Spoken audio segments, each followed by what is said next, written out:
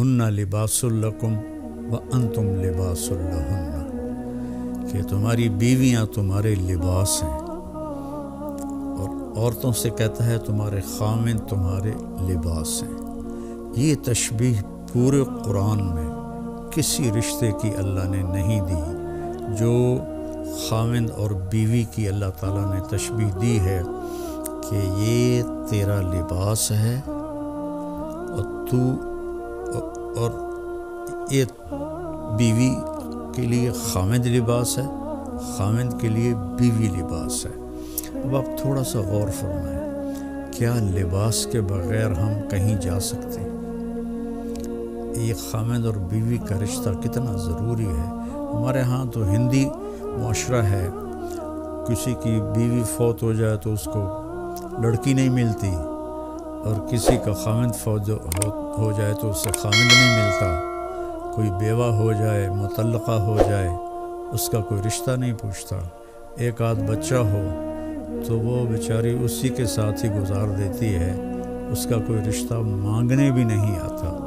میں چاٹ گیا تھا، وہاں میں نے معاشرت دیکھی کہ 8 بچوں کی ماں کو بھی طلاق ہو جائے تو عدت کے بعد فوراً اس کی شادی ہو جاتی، اور جو خامند ہوتا ہے وہ 8 بچوں کو سنبھال لیتا ہے۔ حالانکہ غریب ملک ہے بالکل، اور یہاں سب کچھ ہے، لیکن کہیں کبھی کسی بیوہ کی شادی ہو، اس کے ساتھ بچے ہو تو کہیں جی اسی بچہ نہیں لینا، اسی بچی نہیں لینی۔ اللہ کے واسطے یہ ہندی معاشرت چھوڑو، اپنے نبی والی معاشرت اپناؤ۔ پہلی شادی میرے نبی نے بیوہ عورت سے کی ہے، اور سب مطلقہ ہیں یا بیوہ ہیں، ایک کنواری حضرت عائشہ بس۔ تو لباس کے لیے کیا ہے، ہم کتنی احتیاط سے رکھتے ہیں، خاص طور پر عورتیں اپنے لباس کا کتنا خیال کرتی ہیں، کیسے وہ ایسے لٹکا کے رکھتی ہیں کہ اس کی کریز خراب نہ ہو۔ مرد اپنے لباس کا کیسے خیال کرتے ہیں کہ اس کو لٹکا کے رکھتے ہیں، کریز خراب نہ ہو، پھر جب پہن لیتے ہیں ایسے ویسے دیکھتے ہیں میں کیسا لگ رہا ہوں۔ تو آپ کو کتنا ہی غصہ آیا ہو، کبھی آپ نے اپنا گریبان پھاڑا ہے؟ آپ اگلے کا گریبان پکڑو گے وہ تیری ایسی تیسی، اپنا نہیں پکڑو گے۔ تو اگر آپ اپنی بیوی کو بے عزت کر رہے ہیں تو آپ نے اپنا کرتا پھاڑ دیا ہے۔ کوئی آپ کو عقل مند کہے گا؟ آپ اتنی حفاظت کرتے ہیں کہ کھانا کھانے سے پہلے اوپر رومال بچھاتے ہیں، ہوٹلوں میں بھی ملتا ہے، اب گھروں میں بھی ہوتا ہے، کہ تاکہ کھانے کے کوئی ذرات یا سالن کا کوئی قطرہ وہ کرتے پر پڑ نہ جائے۔ اتنی احتیاط کرتے ہیں۔